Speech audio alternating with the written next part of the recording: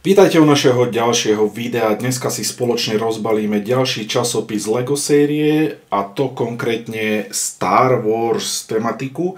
Je tam krásny Snowtrooper, takže poďme sa na to spoločne pozrieť. Takže si otvoríme časopis a pozrieme sa bližšie, čo všetko obsahuje.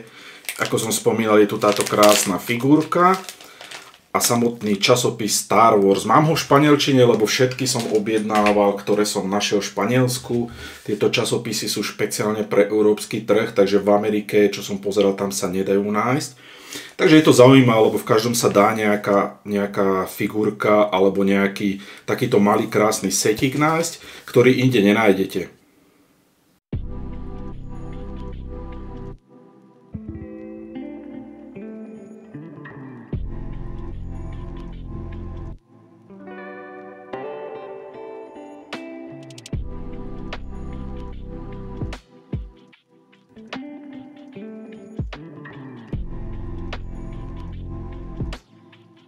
Takže na prednej strane tohto časopisu nájdeme túto krásnu potlač, je to Poe, ktorý uteká pred Stormtroopermi. Ja si trošku prelistujeme magazín, nájdete tam v podstate len nejaké reklamy na novšie čísla alebo aj staršie, na tieto kartičky, ktoré sú zberateľské, sú to zlaté kartičky, ktoré sa dajú potom vymieňať alebo predávať. V podstate je to komiks, ktorý si môžete prečítať, ako som hovoril v španielčine, takže bohužiaľ nerozumiem tomu. Ale je tu v strede takýto krásny obojstranný plagát, máte tu postavičky alebo tento prototyp tohto fightera. Ďalej, keď si ho prelistujeme, máme tu tiež ešte pokračovanie alebo ďalšiu epizódu z tohto magazínu alebo z tohto komiksu.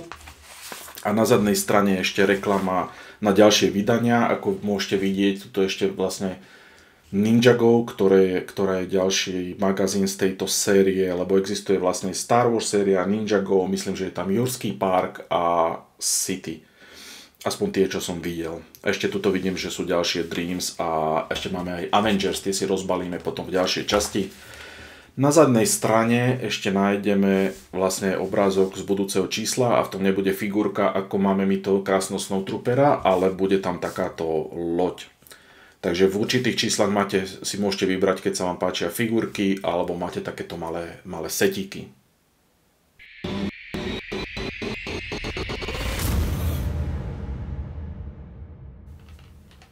Tak, už tu máme našu figurku a vyzerá naozaj skvelo. Je to Snowtrooper, takže poďme si ho rozbaliť.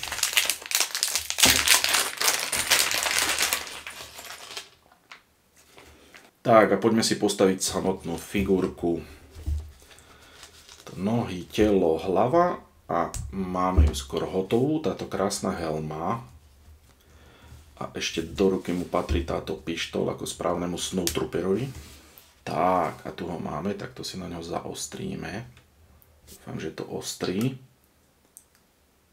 Tak, teraz by to malo byť ostré a pozrime sa na to, pozrite, krásne je. Tak, pozrieme sa detailnejšie na túto figurku. Má takúto potlač a krásnu helmu. Tá helma sa mi strašne páči, ako vyzerá fakt ako z filmov. To je nazadu má potlač správneho Snowtroopera a táto pištoľ ikonická.